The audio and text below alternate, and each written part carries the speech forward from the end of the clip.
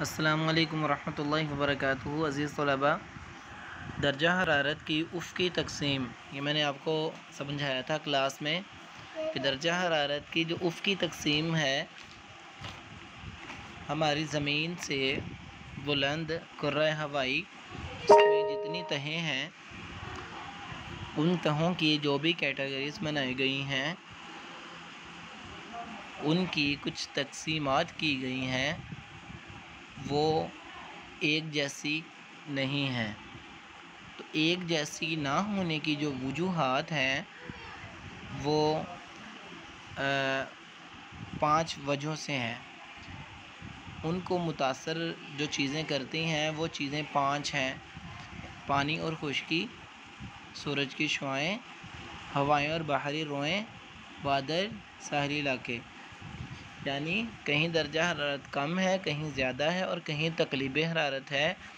یہ جو ایفیکٹس ہیں اس کے، وہ کس وجہ سے ہیں، تبدیلی کیوں ہے، وہ ان 5 وجوہ کی وجہ سے ہے۔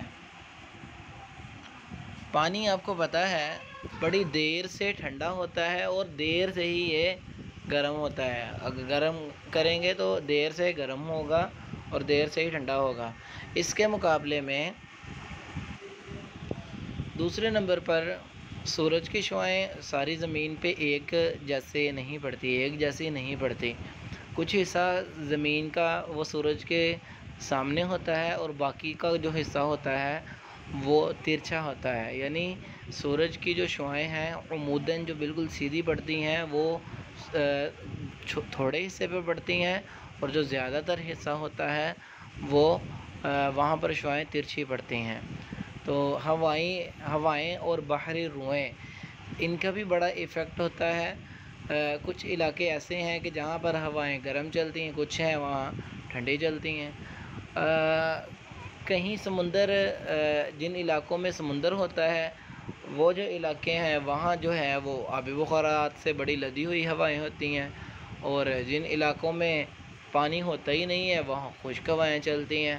تو ان وجوہوں سے بھی جو ہے درجہ حرارت کی جو افقی تقسیم ہے وہ متاثر ہوتی ہے۔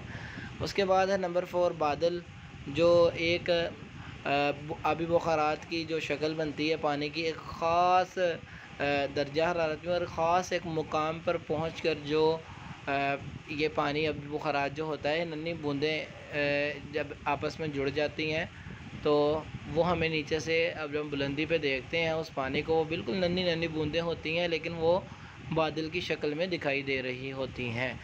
تو اس کا بھی ایفیکٹ پڑتا ہے۔ اس کے بعد ہے ساحلی علاقے، خط استوا کے قریب ہونے کے باوجود بھی گرم نہیں ہوتے، کیونکہ ساحلی علاقوں میں نسیم بحری ٹھنڈی ہوائیں چلتی ہیں، جیسا کہ کراچی کا ساحل سمندر کے پانی سے ہوائیں جو ہیں وہ پانی سے لدی ہوئی ہوتی ہیں، یعنی ننھی بوندوں سے، آبی بخارات سے لدی ہوئی ہوتی ہیں۔ اس کے بعد عزیز طلباء آخری ٹاپک ہے خطوط مساوی اور حرارت۔ ایسے علاقے جہاں پر جو حرارت ہے وہ برابر ہوتی ہے، جن علاقوں میں درجہ حرارت بالکل مساوی ہوتا ہے، ایک جیسا ہوتا ہے، تو ہم کیا کرتے ہیں، نقشے کی مدد سے ان علاقوں کو دیکھتے ہیں اور کچھ خطوط کھینچ دیتے ہیں، لائنیں کھینچ دیتے ہیں۔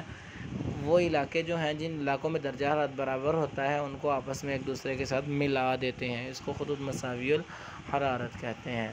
تو آپ نے ڈیفینیشن ایز اٹ از اسی طرح سے ساری یاد کر لینی ہے، اور اہم نکات جو ہیں ان کو بھی اچھے سے یاد کر لینا ہے۔ اس کے بعد مشق آپ نے سولو کر کے آنی ہے، پرسوں انشاءاللہ کلاس میں بھی دوبارہ ہم سولو کریں گے، جس کا جو کچھ رہتا ہوگا اگر تو ہم اس کو لیڈ کر لیں گے۔ السلام علیکم ورحمۃ اللہ۔